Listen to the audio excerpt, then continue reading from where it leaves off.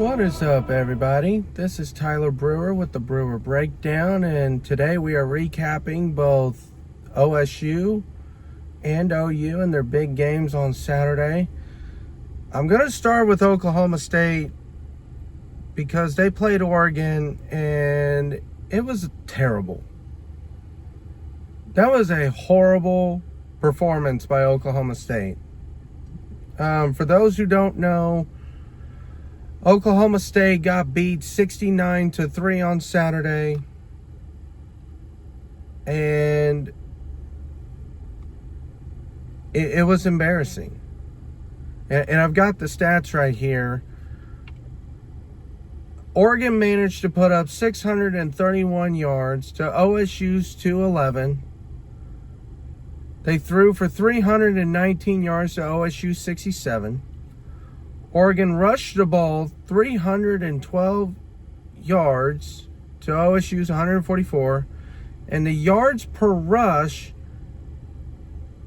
8.4 to OSU's 3.4. And of course, OSU had the 2 turnovers late in the game, and they committed more penalties.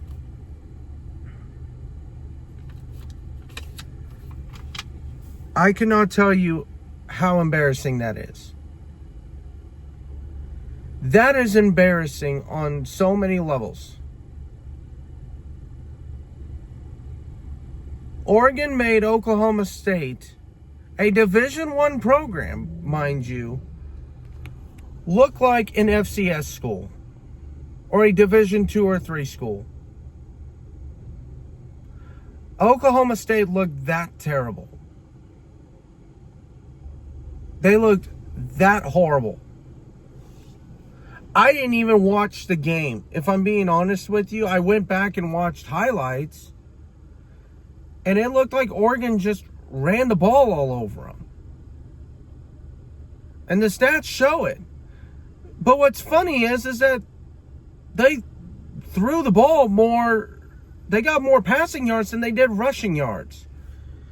But if you look at the highlights, all you see is Oregon just running it down their throat. And I don't know what the answer is. If you're Oklahoma State, I don't know where you go. It's poor coaching, NIL, they're not getting the best recruits. But it's not an NIL issue anymore. It's coaching. Like, if you got a good coach, but your university just doesn't recruit all that great, then yeah, I can understand, losing to Oregon, but I promise you it would be a whole lot closer of a score. It wasn't even close, is the problem. And this is Oklahoma State. They are a Division I program up in Stillwater, Oklahoma. And they can't even be competitive with Oregon for a half. Like, I'm not going to lie.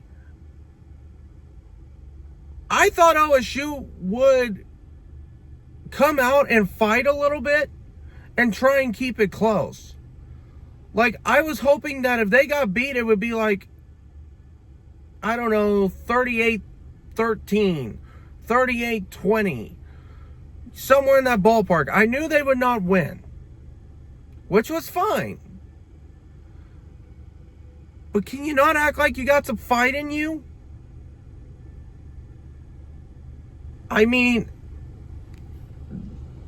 the football team is just bad this year. It's just bad. And I don't know where you go.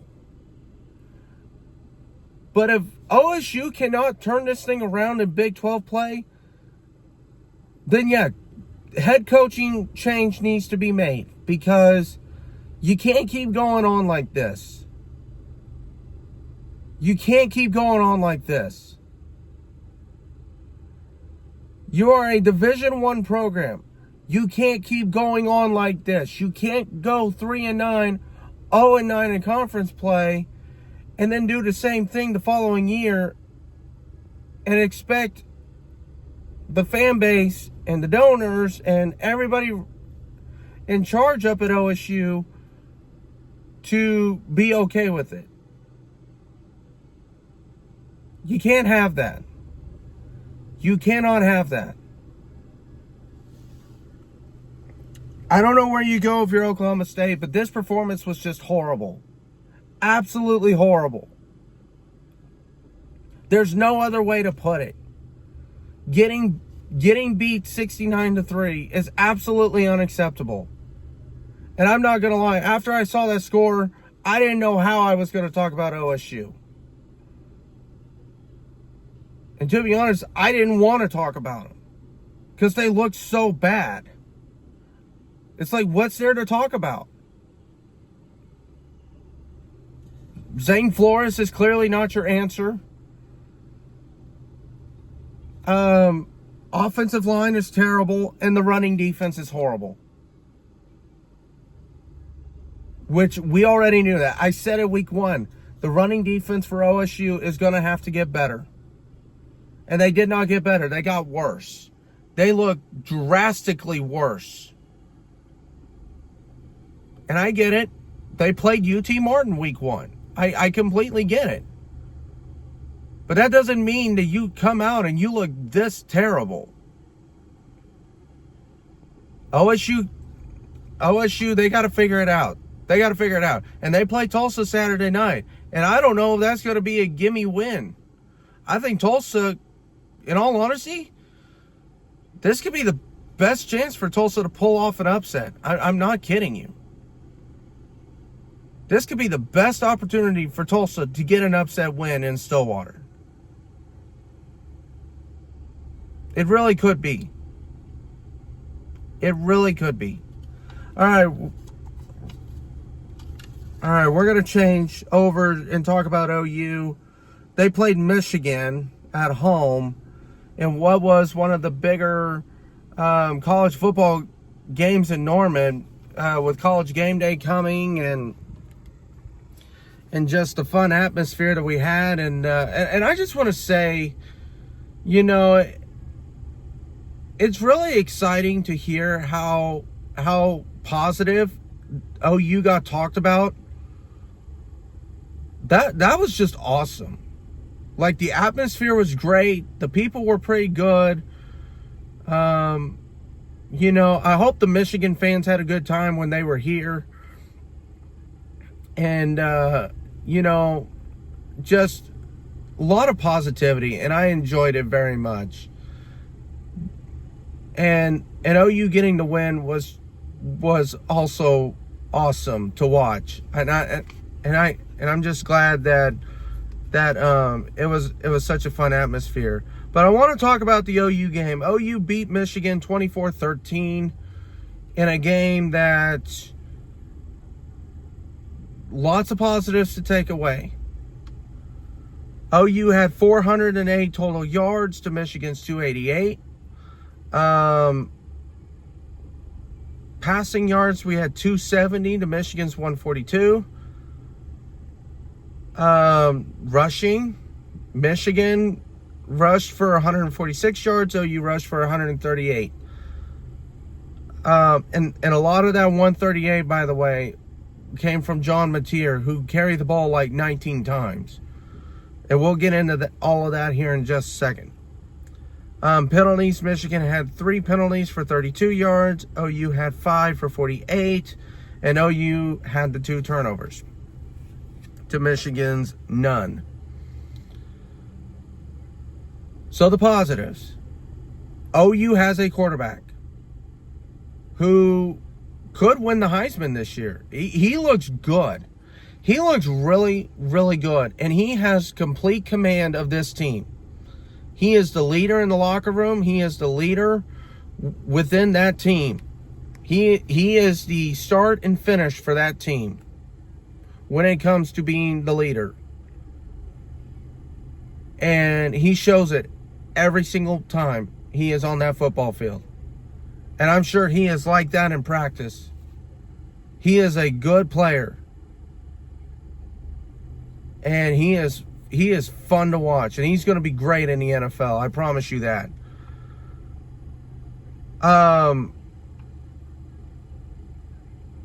Where OU needs to clean up, they've got to start running the football. You've got 4 running backs: Javonte Barnes, Torrey Blaylock, Jaden Ott, and Xavier Robinson. 4 dynamic running backs. And we saw a lot of Xavier Robinson last year. And he's nowhere to be found this year. Jaden Ott is barely getting anything. And we were ecstatic about him coming in from Cal. Torrey Blaylock's played well in the first week. Got some carries in the second half. And Javonte Barnes had a decent day against Michigan. But it wasn't the greatest. Here's what I'm going to say about the running game. We have got to get these running backs going. They have got to start running the ball efficiently. Because the problem I have with John Mateer running the ball 19 times is he's going to get hurt. And it's going to ruin the season. It is going to take away all the hard work that OU has done during the season if he gets hurt later on in the year. We cannot keep running him every single time. We have got to get these running backs running the football. And the 138 in rushing yards, a large part of that was John Mateer. Javonte Barnes and Torrey Blaylock got a few runs. Jaden Ott only had like 1 or 2 carries. It was not very much. That's got to get better. The offensive line has got to get better. The running backs have got to start being able to run the football more. And a large part of that is due to the offensive line. And I get it. We're trying to figure it out. You know, we do it every year through like the first month. And then it's finally good enough, and so on and so forth. But this is not going to cut it. That we cannot be running it through Mateer all the time. So that's got to get better. And the penalties need to be cut down too. 5 penalties for 48 yards. Not as well, I don't want to say it's not as bad as it could be, because I mean that's a lot of penalties. That's a lot of penalties. And if Michigan had actually had things going on offense, yeah, those 5 penalties could hurt. So, got to cut down on the penalties. But overall, it was a solid performance by this team. It was one of those performances where it was like, it's a good win, but there's still things to work on. That's what I saw out of this team. And that's what I saw out of this game. And that's a good thing to see in week 2. But OU's got to keep working at it. They got to do better. And I think they will. I think things will get better as the weeks go on. So what's coming up for this weekend? Well, Oklahoma State plays Tulsa at home. 6:30, I believe, on ESPN. And Oklahoma goes on the road, their first road test of the season, which I'm excited about. They go to Philadelphia to take on Temple at Temple, which will be a good road test for Oklahoma. And that'll be 11 a.m., I believe, also on ESPN. So with that being said, that's all I got. Y'all have a great rest of your day, and we will preview Oklahoma State and Oklahoma in the next couple of days.